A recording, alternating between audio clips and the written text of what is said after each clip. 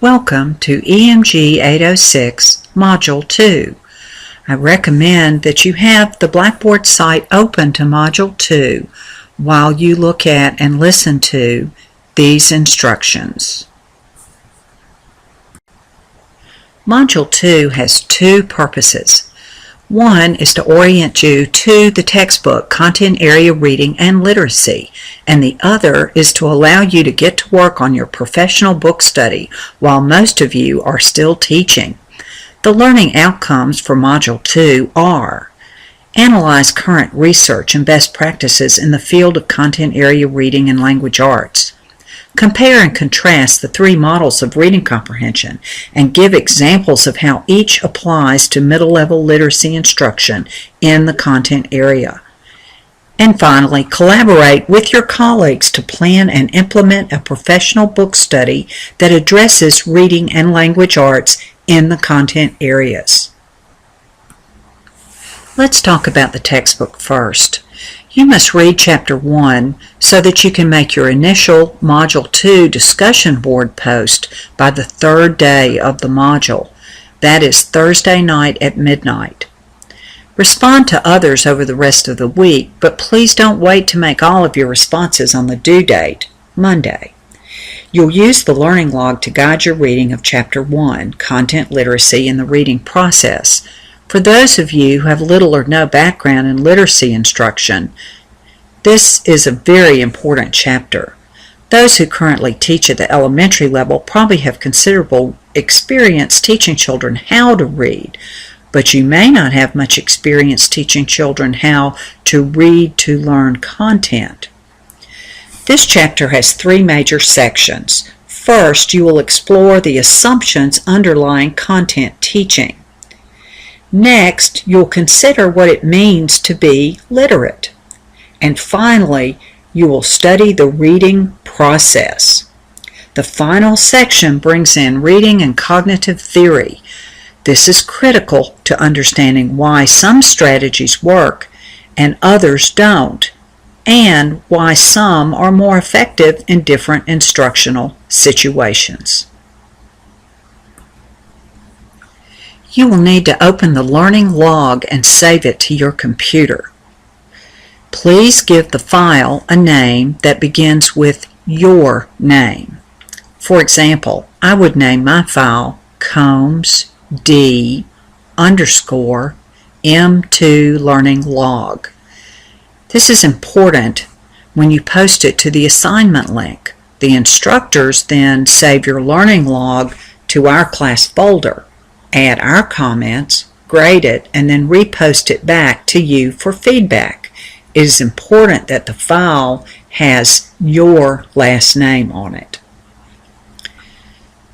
Open the learning log before you start reading the text. There will always be some type of pre-reading task. Answer the three questions, then respond to the anticipation guide by typing in an A for agree or D for disagree. Don't forget to save your file. When you're reading and run across the text discussion of these, note the author's stance. Does the text agree or disagree with the statement? Then go back to the learning log and mark that on the anticipation guide. You may want to have your computer handy while you read, or print the learning log to guide your reading. There are then a list of questions to answer while you read. You see why it is important to have that learning log handy while you're reading. You will want to either annotate your text while you're reading, or you could even use small post-it notes to mark the text if you don't want to actually write in it. Circle terminology that is important or new or unfamiliar to you. Highlight or underline quotable quotes. You're going to need one quotable quote to share in the discussion board, but you can't repeat quotes others have used, so mark quite a few. Also, you'll want to mark ideas or concepts that are new or unfamiliar, or those that confirm something you have always believed but maybe didn't know there was research to back it up. Underline or put an asterisk or exclamation point next to things that are ahas or wow or that's something I want to remember. And finally, mark any text that makes you have questions. Just put a question mark by it. After you finish reading and answering the questions, go back to the anticipation guide and complete the last column. Did the reading change your beliefs or not? There aren't any right or wrong answers here. Click on the Module 2 discussion board link. Your first post needs to be the responses to these questions listed in the learning log. Again, remember that you have 3 days to make the first post. You can pick your date as long as you complete it by Thursday at midnight. Don't forget to complete the self-evaluation at the end of the learning log. Open your learning log and scroll to the bottom of the document.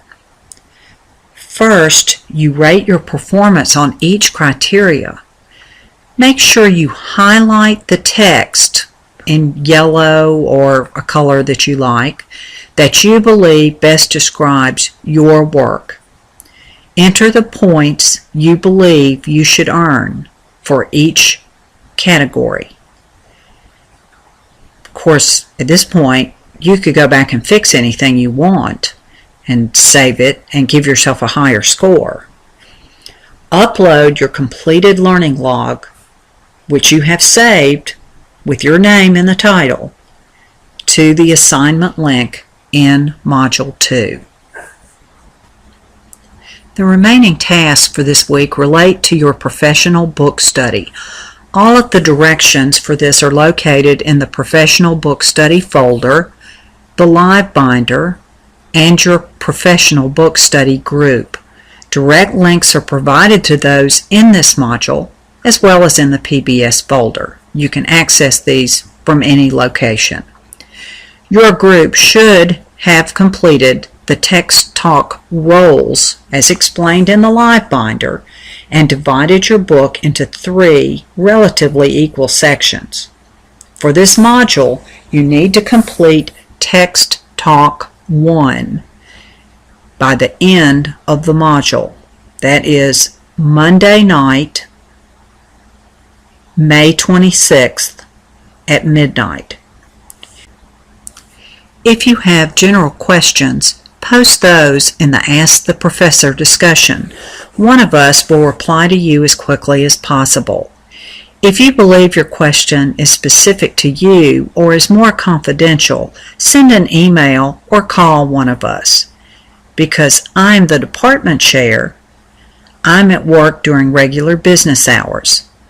I am often pulled to meetings, but I do have an administrative assistant who can take a message. I hope you enjoy this week's assignments.